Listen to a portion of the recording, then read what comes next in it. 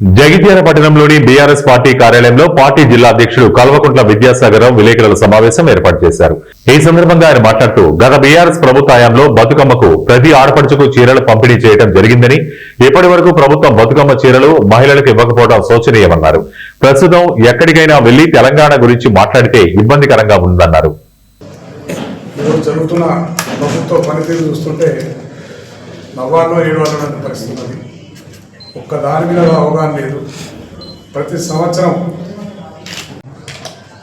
ఆ పండుగ ప్రసారి చీరనిచ్చి వాళ్ళ ఒక్కనాడు ఎంత చిన్నదో పెద్దదో ఏది ఇచ్చినా తోబుట్టుగా ఏది వంపినా వాళ్ళు తీసుకొని ఆ చీరలు కట్టుకొని బతుకమ్మ ఆడే పరిస్థితి దాదాపు బీఆర్ఎస్ ప్రభుత్వం వచ్చినాక ప్రతి సంవత్సరం జరిగింది.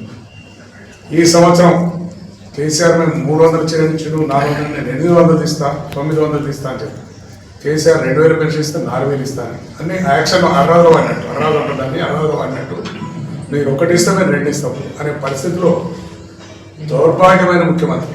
నిజంగా అంటే తెలంగాణ చెప్పుకుంటానికి ఎక్కడికైనా వేరే ఊరికి పోయినా, వేరే రాష్ట్రానికి పోయినా, వేరే దేశానికి పోయినా తెలంగాణ అని చెప్పుకోవడానికి కనిపిస్తుంది. ఒకనాడు తెలంగాణ అని చెప్పుకుంటే తెలంగాణ అంటేనే కేసీఆర్ అనే పరిస్థితి ప్రతి ఒక్కరు ఎదురు ప్రశ్నిస్తుంది.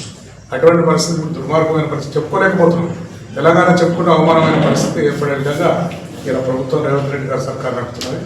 దురదృష్టం. ఎందుకంటే ఈ ప్రభుత్వంలో ఉండడం నిజంగానే ఏదో ఒక్కోసారి బాగా అనిపోతుంది. సెంటిమెంట్ మనుషులుగా ఫీల్ అవుతున్నాం. ఇక్కడ ఉండడం పారిపోవడం ఇక్కడ నుంచి అనే పరిస్థితి ఏర్పడుతుంది. నేను చేసే పనులకు మొన్నటి వరకు రైతులు కోసుకుంటాయి, రైతులకు యూరియా సప్లై చేయకపోతుంది, ఏ దాంట్లో కూడా నీకు కమిట్మెంట్ లేదు, దేని మీద అవగాహన లేదు. ఏమన్నా సంచులు జమ చేసుకోవడం తీసుకుపోయి ఢిల్లీ రాహుల్ గాంధీ గారికి చర్చ పరిస్థితి మాత్రం పెట్టుకున్నావు. కానీ తెలంగాణ ప్రజలకు మీరు ఏం చేయాలి?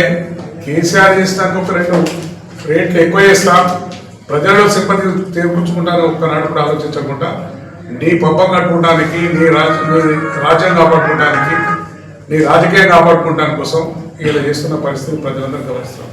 ప్రజలు ఎవరిని మాట్లాడించిన కాంగ్రెస్ ఉన్న నాయకులు కూడా వాళ్ళ ఆత్మకు శోభిస్తున్నారు, కానీ చెప్పుకోలేని పరిస్థితి.